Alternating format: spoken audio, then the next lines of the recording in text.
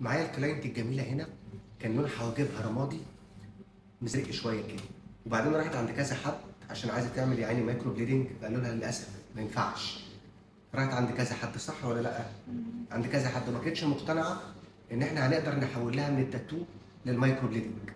انا عملت حاجه وسايب حاجه، بص على كده.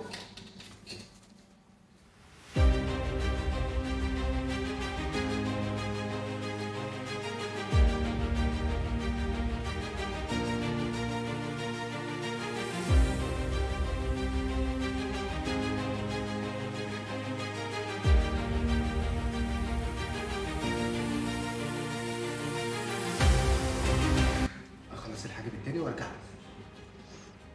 طبعا بعد ما خلصنا الحاجبين، التقنيه الجديده بتاعتنا الهايلايت، نبص عليهم بقى الفينش شكله عامل ازاي في الاخر.